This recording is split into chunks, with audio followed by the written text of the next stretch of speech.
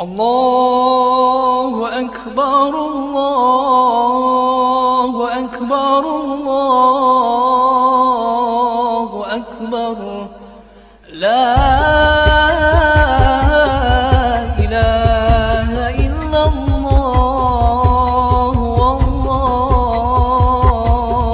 أكبر الله أكبر ولله الحمد الله أكبر الله أكبر الله أكبر.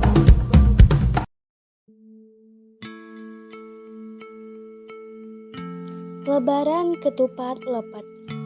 Di Pulau Jawa, Lebaran dikenal ada dua macam, yaitu Lebaran Idul Fitri atau 1 Syawal dan Lebaran ketupat 8 Syawal, yakni seminggu setelah Idul Fitri. Lebaran ketupat di sebagian daerah bahkan sudah menjadi tradisi turun-temurun dirayakan lebih ramai daripada Idul Fitri. Kenapa Lebaran ketupat bisa lebih ramai daripada Idul Fitri? Hal ini tak lepas dari tuntunan agama Islam, di mana Nabi Muhammad SAW menganjurkan bagi umat Islam supaya menyempurnakan puasa Ramadan dengan puasa sunnah 6 hari dimulai setelah 1 Syawal, karena pahalanya bisa menghapus dosa seseorang untuk 1 tahun ke depan. Jadi, di daerah yang mentradisikan Lebaran ketupat, biasanya warganya setelah Idul Fitri tetap berpuasa sunnah selama 6 hari. Ketika masuk 8 Syawal, itulah mereka baru berlebaran sebagaimana layaknya masyarakat muslim lainnya.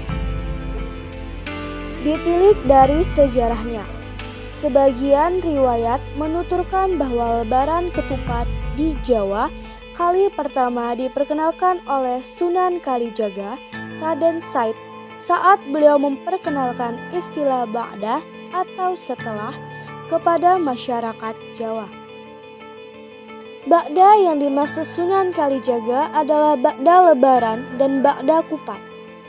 Ba'da Lebaran dipahami dengan prosesi sholat Idul Fitri 1 Syawal, lalu dilanjutkan dengan tradisi silaturahim, saling berkunjung dan memaafkan kepada sesama muslim.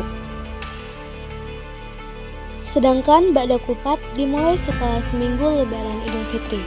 Sebagai penanda, masyarakat muslim Jawa biasanya membuat ketupat, yakni sejenis makanan yang dibuat dari beras dimasukkan dalam anyaman daun kelapa muda atau janur berbentuk kantong persegi 4, kemudian dimasak. Setelah ketupat masak dan diberi lauk pauk ikan, telur, dan daging, serta diberi kuah bersantan, masyarakat kemudian membagi-bagikan kepada tetangga, kerabat, keluarga terdekat, serta orang yang lebih tua sebagai perlambang kasih sayang dan mempererat tali silaturahim. Terdapat juga di sebagian daerah membagi-bagikannya dengan cara mengadakan syukuran di masjid dengan setiap keluarga membawa ketupat lepet dan nantinya saling tukar-menukar ketupat lepet sesama jamaah masjid. Di antara beberapa kalangan di Pulau Jawa, ketupat sering digantung di atas pintu masuk rumah sebagai semacam jimat.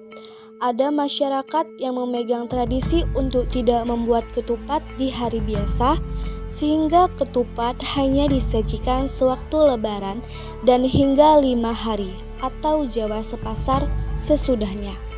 Bahkan ada beberapa di daerah di Pulau Jawa yang hanya menyajikan ketupat di hari ke-7 sesudah Lebaran saja, atau biasa disebut dengan Hari Raya Ketupat.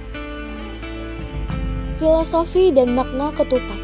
Dalam tradisi Jawa, sebuah nama itu pasti mengandung arti yang dalam, termasuk kata ketupat atau kupat itu singkatan dari ngaku klepat atau mengakui kesalahan, dan laku papat atau 4 tindakan. Prosesi ngaku lepat diimplementasikan dengan tradisi sungkeman, yaitu seorang anak bersimpun memohon maaf di hadapan orang tuanya.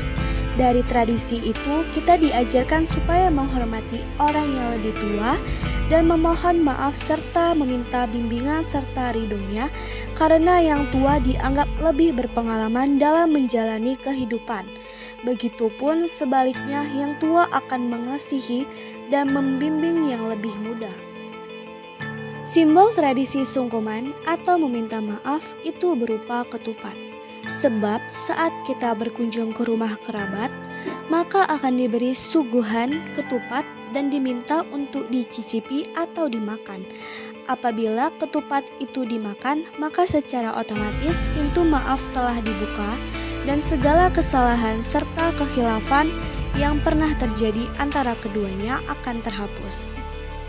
Kemudian untuk laku papat, Sunan Kalijogo menggunakan 4 kata atau istilah, yakni pertama lebaran, kedua luberan, ketiga leburan, dan yang keempat laburan. Bahan pembuatan ketupat lepet juga memiliki makna filosofi tersendiri. Misalnya, kenapa harus dibungkus dengan janur? Janur diambil dari bahasa Arab, ja'anur, atau telah datang cahaya. Bentuk fisik kupat yang segi 4 ibarat hati manusia. Saat orang sudah mengakui kesalahannya, maka hatinya seperti kupat yang dibelah.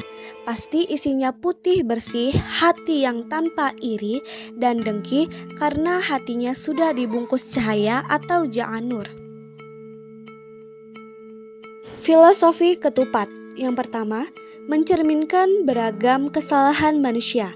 Hal ini bisa terlihat dari rumitnya bungkusan ketupat ini. Yang kedua, kesucian hati. Setelah ketupat dibuka, maka akan terlihat nasi putih dan hal ini mencerminkan kebersihan dan kesucian hati setelah memohon ampunan dari segala kesalahan.